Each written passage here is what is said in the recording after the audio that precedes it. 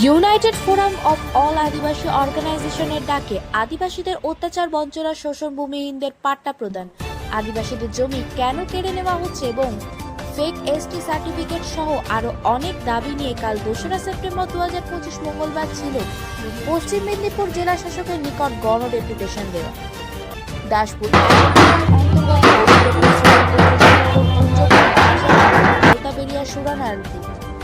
সহ প্রায় ব্লক জুড়ে শতাধিক আদিবাসী সম্প্রদায়ের মানুষজন যোগদান করে গণ ডেপুটেশনে। অল ইন্ডিয়া আদিবাসী সমাজ দাসপুর 1 নম্বর এবং 2 নম্বর ব্লক মানকিমুটা কমিটি এবং ভারত জাকাত মাঝি পারগানা মহল দাসপুর 1-2 নম্বর মুলুক কমিটির উদ্যোগে দাসপুর ব্লকের আদিবাসীদের সার্বিক সমস্যা এবং উন্নয়নের দাবিপত্র আকারে তুলে দিয়েছেন জেলা শাসকের হাতে অল ইন্ডিয়া আদিবাসী সমাজের নেতৃত্ববর্গ।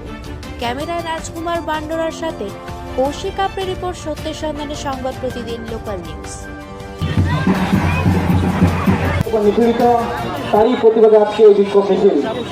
তো মেদিনীপুরে আমরা যে গণবিক্ষোভ মিছিলের আয়োজন করেছিলাম তার কিছুদিন আগে আপনারা জানেন ভারত স্বাধীন হয়ে আমাদের ৭৯তম হয়েছে। সেই পরিপ্রেক্ষিতে সেই স্বাধীনতা দিবসের প্রাক্কালে এই মেদিনীপুর শহরের ডিএম অফিস থেকে বিধানসভা বিরুদ্ধে অর্থাৎ আমাদের যে এখানে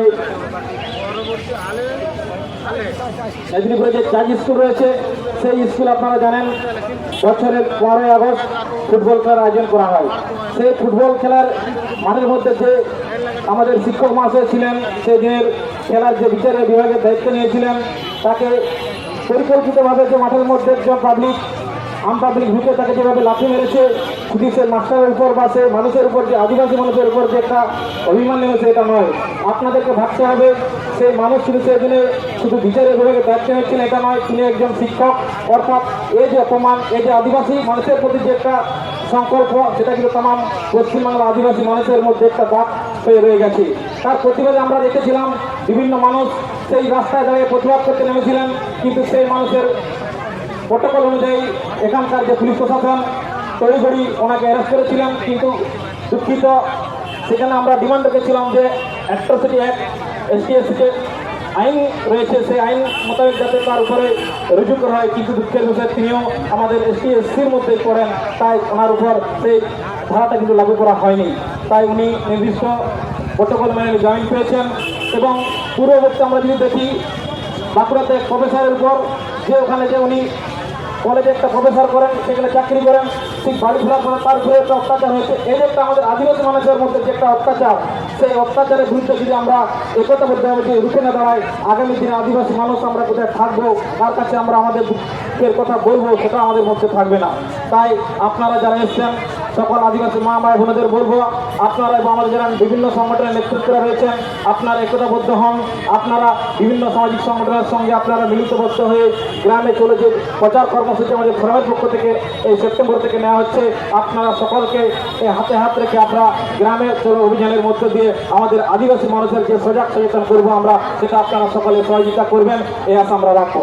আরেকটা বিষয় আমরা লক্ষ্য করলাম, না বললেই নয়, এখানকার যিনি ডিস্ট্রিক্ট ম্যাজিস্ট্রেট জেলার অভিভাবক, আমরা গিয়ে দেখলাম আমাদের যে পূর্ব যে অ্যাপয়েন্টমেন্ট নেওয়া ছিল তার পরিপ্রেক্ষিতে উনি থাকেননি। কারণ ওনার যে উনি যেহেতু ডিস্ট্রিক্ট ম্যাজিস্ট্রেট, ওনার বিভিন্ন এলাকায় বিভিন্ন কাজ থাকে, উনি একটু ব্যস্ততার মানুষ, সেটা আমরাও জানি। তার জন্য আমরা 1 সপ্তাহ 12 দিন আগের থেকে আমরা অ্যাপয়েন্টমেন্ট নিয়েছিলাম, কিন্তু উনি তখন থাকেননি।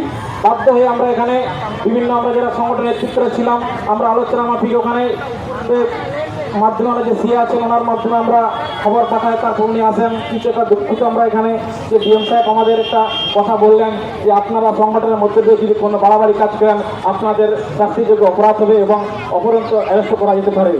একটা ডিএম ডিস্ট্রিক্ট ম্যাজিস্ট্রেট হয়ে আপনি যদি আপনার চেম্বারে আপনারা এরকম বলতে পারেন, তাহলে আপনারা ভাবুন আদিবাসী মানুষ ডিস্ট্রিক্ট ম্যাজিস্ট্রেট যদি এরকম বলতে পারে আদিবাসী মানুষের কাজের ক্ষেত্রে উনিরা কী কাজ করছেন আদিবাসীর জন্য আপনারা জানুন।